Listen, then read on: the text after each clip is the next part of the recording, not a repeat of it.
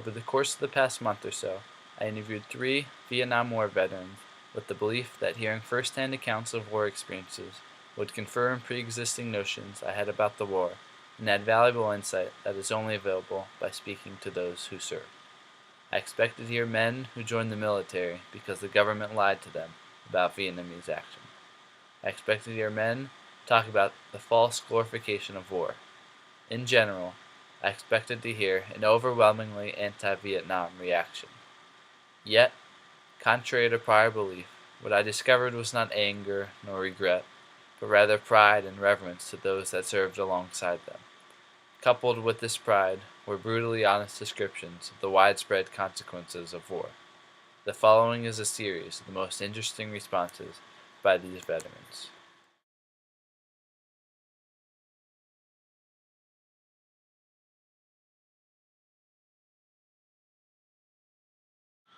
Why did you join the military? You know, Julian, my father and two of my uncles served in World War II. My father served in the Army Air Corps. It wasn't the Air Force then. The Air Force was part of the Army at that time during World War II. And my one uncle was a Marine, a proud Marine, and my other uncle was an engineer. And he invented the mine sweep that you would have this equipment in front of a tank, and it would sweep the mines before somebody would run over them and destroy the tank. That's really cool. Yeah, these people had a great influence on me. And so I guess the question of whether or not I would serve never really occurred to me. I always thought I would serve. Yeah. And I was a young man just looking for adventure. I was very foolish as well. But I was looking for adventure, and I wanted a break from my college studies.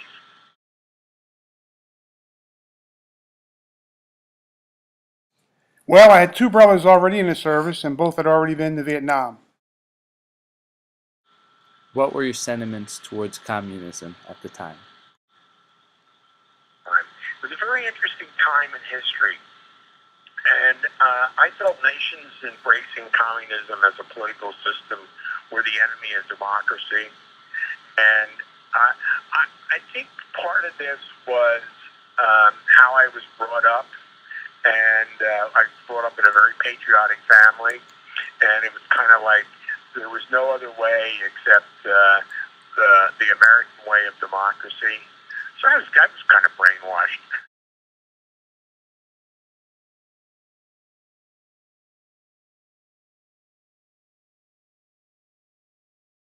Did you see combat? Yes. You know, it's just etched in my memory. The first time we went out, my first mission was convoy security, and we were ambushed on the very first mission. And I'm sitting on top of the tank on 4 sandbags, and the driver, who was, of course, in Vietnam before I got there, he immediately stepped on the gas, and zoom, we were going, heading for the kill zone. And so it didn't take me long to realize that we were in a pretty dangerous situation. Yeah.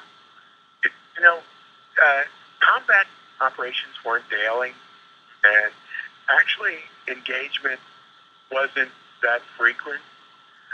But the most difficult time, the most tense times were the times that we were just waiting. When you were engaged with the enemy, that was your mission. That's what you were trained to do, and you understood that people carried out the mission professionally and the way they were supposed to, the way they were trained to. But those times between combat were the most difficult. Tell me about a couple of your most memorable experiences. You know, the one that I remember that was probably the saddest, I was conducting bridge security, and 2 soldiers in my platoon were wounded by fire coming out of the edge of the village. And there was a no-fire zone. We weren't allowed to fire into that area.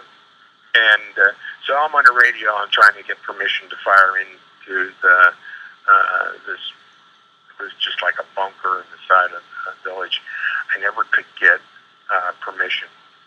I'm not going to tell you what I did, but that was probably one of the most difficult things for combat soldiers to do, because there were things you weren't permitted to do, and if you did them, of course, you could be arrested and court-martialed. Yeah. So we lived under that, and I always felt that was unfair to the soldier. Yeah, making a decision like that. I can see politically why the leaders would make decisions like that, but that's very hard on the soldier. Well, there are tons of memories. In general, I remember most the way that we lived and the way that we fought together. My unit functioned like no other one in Vietnam. We were the first grade separate, and we went to Vietnam in August of 1965, but the rest of my division, the 101st, didn't come until January of 1968. In the first year, we only saw the camp base 2 times. Once was for 3 days, and once was for 8 days. The rest of the time, we're out in the jungle, just all alone. We fought as a small unit, but we were highly mobile. We were sent all over the country of South Vietnam. They called us the Fire Brigade for the way we moved and the speed that we moved around the country. On average, we only got hot food about twice a month, and the rest of the time we lived on sea rations. Yeah, mostly we fought in small units of platoon size. We were lucky if we had 30 men. Sometimes we fought in the squad, which only had 10 or 12 men. Once in a while we fought in company-sized formations, which had 120 men or so. We lived entirely in the open jungle, and I'll tell you, that was not a pleasant experience. There was more to deal with than just the enemy. There were insects, leeches, snakes, heat, monsoons, elephant grass, vines and thorns, wading through the swamps or crossing through rice paddies and watching the snakes before you. Well, I hope you get my drift about that. I don't know if you know this or not, but on the average, World War II combat infantrymen only saw 46 days of combat. Us guys in Vietnam averaged 244 days of combat. More to your point about a memorable experience, I'll only mention one fight. It was in May of 1967. We're on a hilltop called Mother's Day Hill. That day we ran into the North Vietnamese Army bunker complex. The ensuing battle cost us 8 of our soldiers who lost their lives, and 34 of my guys were wounded. It took us all day just to take that hill. Once we got there, they found that the bunkers were covered in blood and debris, but they had removed all their bodies. We knew our losses, but were unable to tell how many of those guys we killed. How did you feel about war protests going on at home while you were risking your life in Vietnam? I didn't think about it much. I knew what was going on, but it wasn't. I just didn't. I didn't think about it. My life was really about preserving my life, taking care of my mission, taking care of my soldiers. I was busy enough. I didn't think about what was going on at home. Well, let me tell you, there were some instances when I returned that were not very pleasant. Also, I was, treated very well when I came home, except for one place, and that was even today, the University of California, Berkeley. Berkeley is, I walked in with my civilian clothes on. With my military clothes on, because I had all my civilian clothes, like this, I have on now, had rotted away in the humidity over there. So I hadn't gotten anything yet to wear. So I left my uniform on, and I walked into a restaurant in the little area of where the University of California, Berkeley is, in Berkeley. And I was booed by the people. As soon as I walked in, people booing from around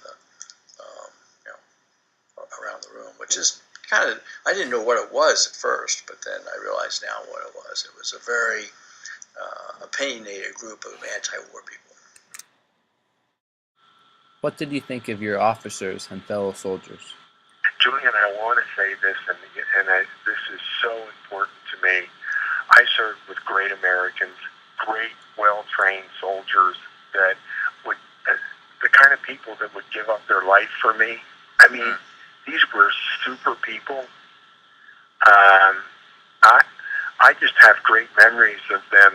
They were a team. They worked together. You know, even in those dark days in Vietnam, we learned to laugh and tell stories and have good times. It was a very special time for me. I was young. I was 21 years old. It was a very special time for me to see the good in people when they were in a very difficult situation. Yeah, that's... So I have great memories of the people I served with. Did your military experience influence your thinking about war or about the military in general? Oh, yeah, it had to influence my thinking. War sucks. Sometimes, though, it's necessary. And military cops, they're a necessary evil, too. Mostly, they were good guys, honorable people, and they try to do the best to serve their fellow countrymen. I think it did. I think my experience in the military, and I'm not separating the combat experience and the other experiences I had, I thought it made me a stronger leader. As for the war, I was so aligned with General Colin Powell and his thinking about when you decide that you're going to go to war, you have to have the exit strategy already in your mind. You have to already think through what scenario this war is going to take. And although war is unpredictable, don't get engaged in the war unless you really are sure that you want to win. Yeah. There's no place for losers in war. What soldier wants to go to war and be a loser? Do you regret going to Vietnam? Never, not for a minute. I don't want to go again, though. I do regret the way the war was prosecuted and our betrayal of the Vietnamese people.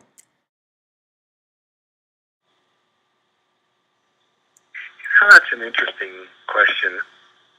I don't think I regret it because it was such an important event in my life. I wish for so many of my soldiers and for soldiers that I didn't know that they didn't have to give up their lives, and their some of them were so badly wounded or mentally disturbed by their experience that I guess I wish we didn't get involved in Vietnam, because ultimately the outcome was a loss. So I don't regret going there, but I guess that as a citizen of this country, I regret we got involved and poured our treasury and our blood into South Vietnam, and the outcome was such a terrible outcome.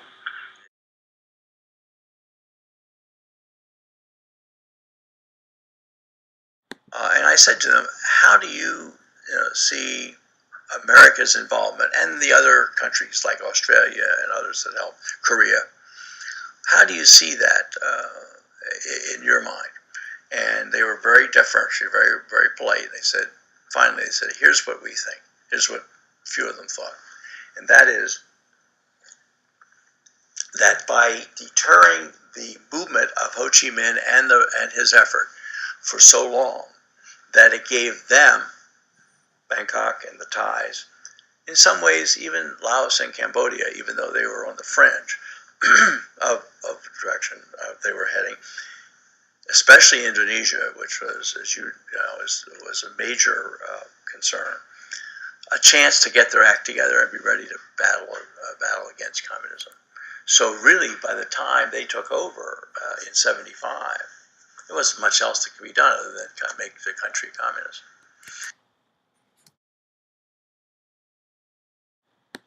So anyway, the point is that overall is that that's the one saving grace about it, is that we allowed the area to balance itself before things got worse. And the final thing I would say about that is this. Maybe it was not the best. Yeah, no, let me say this. We started the same thing in Iraq, too, for a while. There's only one way to play a combat environment, to deal with a combat environment, and that's to play to win. There's only one way to do that, is to make sure that you have a mission to complete the task of winning and get out quickly. We didn't do it there. We were also not doing it in Iraq for a while, and probably never really did. And that's a mistake, in my opinion, and that was where I may not have come back because I would have been much more involved with combat, and I may have had something happen. But that's what we should have done, in my opinion, is been more aggressive, and we weren't. And the Asian mindset prevailed, and that's why we ended up doing what we did. Do you see any similarities to the wars in Iraq and Afghanistan? Too many similarities in the way the conflicts are being conducted. I am happy to see, however, that the soldiers are treated better when they come home. They're treated with honor and respect. I do. You know, I think that we have a tendency to move into conflicts very quickly, and we don't think about the outcomes. If you think of just the Iraqi war in itself, and when you take down a country's military, its political structure, its social structure, you can't leave. You have now taken every piece of their infrastructure apart, and it takes at least a decade of hard work to build that political system, the social infrastructure, the military infrastructure, I guess just the communications infrastructure. You have to think a lot about that before you engage in that, because it's not the combat operations. Once the combat operations are over, you can't leave. You've left this country with nothing.